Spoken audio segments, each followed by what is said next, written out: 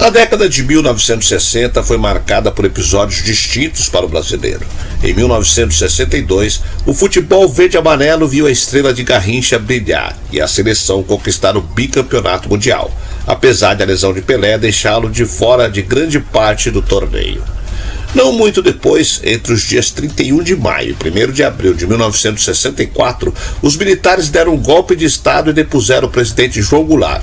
Iniciavam-se ali os 21 anos de privações dos direitos humanos, autoritarismo, perseguições, torturas e a falta da participação popular na política do país. Para completar o cenário e a falta de motivos de celebração do povo, em 1966 a seleção canarinha foi eliminada logo na primeira fase da Copa do Mundo. E mais, 2 anos depois, em 13 de dezembro de 1968, a implementação do AI-5 trouxe tempos ainda mais sombrios para o cotidiano do país. Não à toa, a próxima Copa do Mundo, que seria disputada no México em 1970, poderia marcar um ponto de virada nesses dois cenários. Pelo menos, com o esporte em alta, as decisões políticas poderiam ser deixadas para segundo plano. Ledo engano. Quando o general Emílio Garrastazu Médici ascendeu ao poder, em outubro de 1969, a seleção brasileira era comandada pelo jornalista João Saldanha, que apesar da rasa experiência como técnico, havia feito uma eliminatória impecável. O grande problema, porém, é que Saldanha era um comunista convicto. 2 meses antes do Mundial, ele foi demitido do cargo, até que o ex-treinador deu depoimentos afirmando ser sacado pelo governo que não aceitava suas opiniões. A militarização da seleção ficou mais evidente após Cláudio Coutinho, um capitão do exército, assumir o cargo de preparador físico. Com a escolha de Mário Jorge Lobo Zagallo para o comando técnico, o Brasil foi campeão de forma invicta, aplicando uma sonora goleada de 4-1 contra a seleção italiana na final. O título também sagrou Pelé, na época com 29 anos, como o único tricampeão mundial como jogador de toda a história, marcando a redenção do rei do futebol, que teve participações discretas nas 2 edições anteriores. Eu sou o Sidney Góes e você está no Placebo.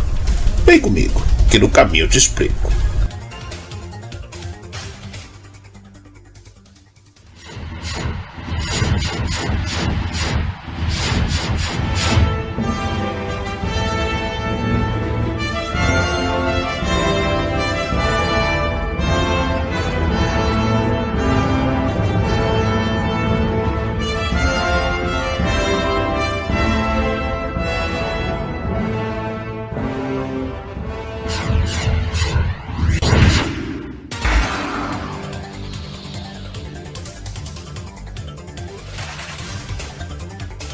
A seleção que presenteou a ditadura com uma taça por trás do deslumbre com o futebol de Pelé, Tostão e companhia, o time tricampeão do mundo na Copa de 1970, serviu como instrumento de estímulo ao patriotismo para o regime militar. Pelé, que já havia tentado marcar no meio-campo o famoso gol que o rei não fez, domina de costas para a marcação, gira, levanta a cabeça e lança Jairzinho. Faltam 7 minutos para o fim da partida no Estádio Jalisco. Incansável, o ponta-direita avança de forma demolidora sobre a defesa e dá números finais à goleada por 4-1 de virada em cima da Tchecoslováquia. Há 52 anos, a exibição do Brasil na estreia da Copa do Mundo de 1970 consagrava a marca universal do país do futebol, mas ao mesmo tempo, uma das seleções mais encantadoras de todos os tempos também contribuiu para a normalização do período mais repressor e sanguinário da ditadura militar. Naquele tempo, futebol e política estavam intimamente ligados. Quando o general Emílio Garrastazu Médici ascendeu ao poder em outubro de 1969, a seleção era comandada pelo jornalista e notório militante comunista João Saldanha. Há 2 meses da Copa, porém, ele foi dispensado do cargo, acusando o governo de ter pedido sua cabeça devido ao posicionamento contrário ao regime militar. Era difícil tolerar um cara com longa trajetória no Partido Comunista Brasileiro ganhando força debaixo das bochechas deles, justificaria Saldanha. Uma semana depois de sua demissão, a loteria esportiva foi regulamentada no Brasil. Por meio das receitas angariadas com o jogo de apostas chancelado pelo governo militar e a Caixa Econômica Federal, a Confederação Brasileira de Desportos, a CBD, atual CBF, então sob o comando de João Avelange, turbinou seus cofres. Rapidamente, os lucros da loteria se tornaram a principal fonte de renda da entidade, que pôde investir alto na preparação brasileira para a Copa. As condições físicas de alguns jogadores como Pelé, à beira dos 30 anos, preocupavam. Além disso, havia o fator altitude no México, sede do Mundial. Com mais de um mês de antecedência para a estreia, toda a delegação viajou à cidade de Guanajuato, próxima a Guadalajara, onde a seleção disputaria a fase de grupos, e se concentrou a mais de 2.000 metros com o intuito de aclimatar o plantel ao ar rarefeito. Os trabalhos foram coordenados por uma comissão técnica militarizada, liderada pelo preparador Cláudio Coutinho, um capitão do Exército que ainda na década de 70 viraria técnico da equipe. Designado chefe da delegação, o brigadeiro reformado Jerônimo Bastos, diretor de esportes da CBD, nomeou o major Roberto Câmara Lima Ipiranga de Guaranis como encarregado da segurança. Apontado pela Comissão Nacional da Verdade como um dos torturadores do regime militar, Guaranis era homem de confiança do presidente Médici, a quem reportava diretamente sobre o dia a dia da seleção. O ditador gostava de futebol e, mais do que isso, enxergava na primeira Copa, que seria transmitida ao vivo pela TV no país, a oportunidade de ofuscar o endurecimento da repressão em seu início de governo. Apropriando-se de campanhas ufanistas, sobretudo com o jingle "Pra frente Brasil", Médici colou sua imagem no escrete nacional a evocar o patriotismo de torcer pela seleção. Não satisfeito, forçou ingerências até mesmo no time. Fã do futebol de Dadá Maravilha, fez lobby público pela convocação do centroavante à Copa, episódio que ajudou a selar a queda de João Saldanha. Já sob a batuta de Zagallo, que levou Dadá ao Mundial, a seleção cumpriu a rigorosa cartilha de preparação física e saiu invicta do torneio, marcando 63% de seus gols no segundo tempo. 2 deles pela semifinal contra os uruguaios, que reclamaram da mudança repentina da sede da partida, inicialmente prevista para a cidade do México, mas transferida na véspera para Guadalajara, a 1.560 metros acima do nível do mar, onde o Brasil havia mandado todos os jogos até então. O único confronto na capital mexicana, 2.250 metros de altitude, foi diante da Itália na final. A goleada por 4-1 rendeu a terceira conquista da Copa Seleção, que retornaria ao país com status, pelo menos para o governo, de embaixador informal da ditadura.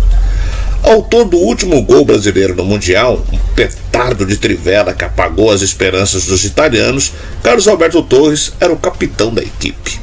Foi ele o responsável por entregar a Taça Médici na tradicional recepção aos campeões mundiais de Brasília.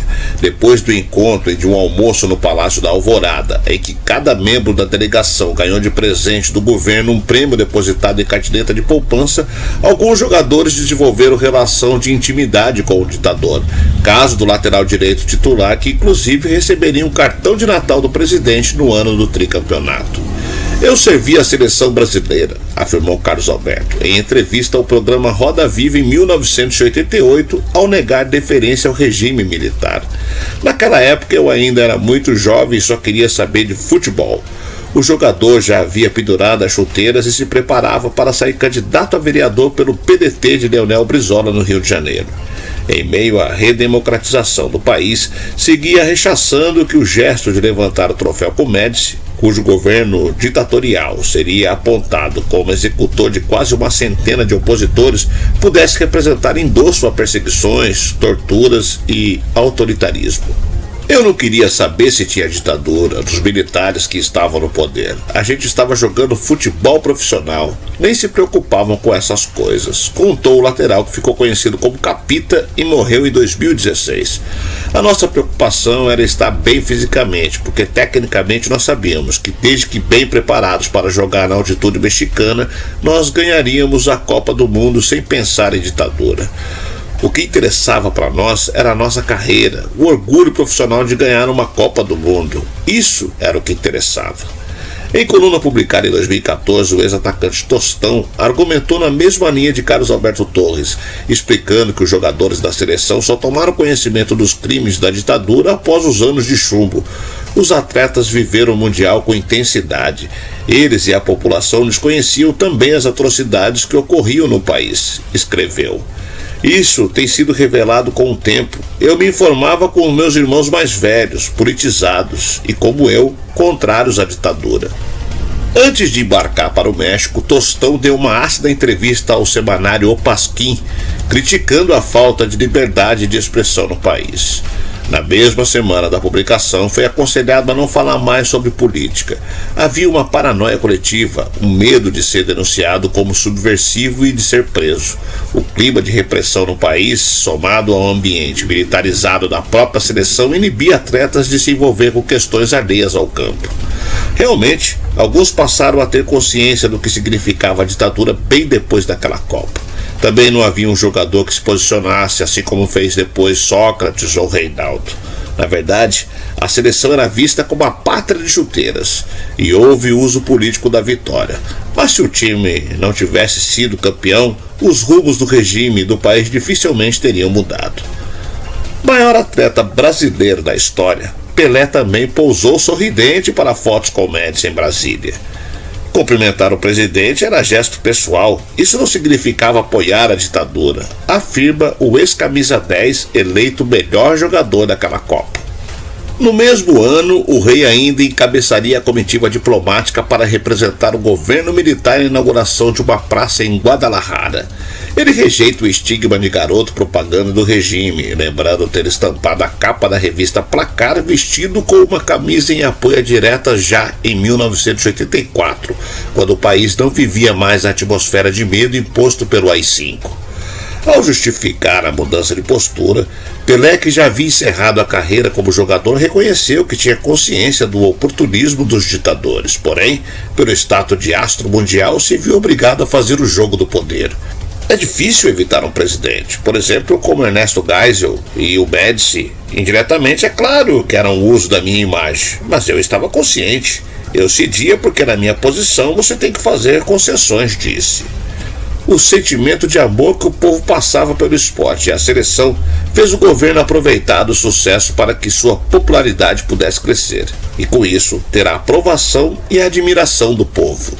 Outro ponto abordado por meio desse trabalho é que o jornal O Globo era um forte influente na época nas capitais do Rio de Janeiro e São Paulo, e visto o poder de influência que a mídia tinha sobre a população, o governo a utilizou para impulsionar sua popularidade. Isso ficou claro nas publicações feitas pelo jornal no pós-Copa do Mundo, em que, por mais que o objetivo da reportagem fosse retratar a vitória da Copa, o destaque sempre era Médici, além de muitas vezes vincular a imagem dele com a paixão por futebol. O objetivo de Médici era ser visto o máximo possível pelas mídias como um típico apaixonado por futebol e pela seleção brasileira. Desse modo, nas diversas citações das manchetes sobre o presidente, para fortalecer essa visão, nota-se como o presidente era retratado dando apoio à seleção, acertando o placar do jogo, além de querer agradar o povo dando um carnaval em pleno julho para a comemoração da vitória e da conquista da Jules Rimet. Por fim, por meio das duas publicações do jornal o Globo do dia 22 de junho de 1970, conclui-se de forma clara o uso da mídia feito pelo governo a fim de cativar o povo brasileiro, buscando algo em comum, um presidente amante do esporte e sendo um grande apoiador do time de futebol.